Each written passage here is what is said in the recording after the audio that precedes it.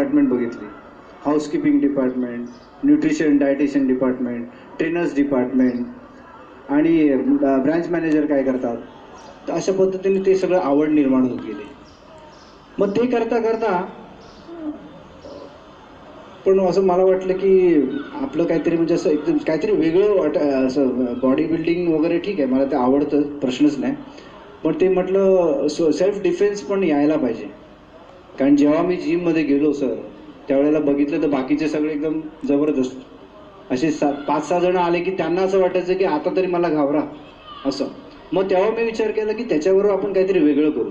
मग कराटे सुरू केलं. तर सरांकडे गेलो, आचार्यजींकडे गेलो, त्यांना म्हणालो की मला शिकायचं आहे. ते म्हणाले शिकायचं नाही, तुला शिकवायचं आहे. मी शिकवायचं काय, मला शिकायचं आहे. ते नंतर मग त्यांनी म्हणाले नाही तू योगा शिकव, मी तुला कराटे शिकवतो. आणि मग ते केलं. पण त्याच्यामध्ये भरपूर फायदा झाला.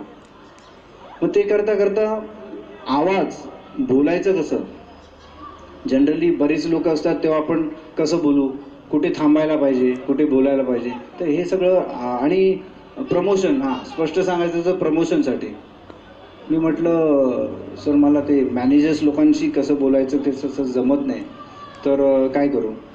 मग उन्नती जगदाळे यांनी माझी 2दा रेडिओवर मुलाखत घेतलेली आणि टी व्हीवर मुलाखत एकदा घेतलेली. मग त्यांना विचारलं की मी काय करू सरांकडे, तेव्हा ओळख नव्हती. मग इथे जाऊ का, ते म्हणाले उत्तम, तुम्ही लगेच जा. मग तिथे माझं ते व्हॉईसचं सुरू झालं. मग ते व्हॉईसचं फिटनेस, मग हे तिन्ही मी करत होतो. फार दमछाक होत होती. कारण एक दिवस वेट ट्रेनिंग करा, दुसऱ्या दिवशी योगा आणि थोडंसं स्ट्रेचिंग करा, तिसऱ्या दिवशी परत वेट ट्रेनिंग करा, चौथ्या दिवशी परत कार्डिओ करा, अशा पद्धतीने. पण ते सगळं मी करत होतो आणि त्याच्यामध्ये नंतर व्हॉईसची प्रॅक्टिस.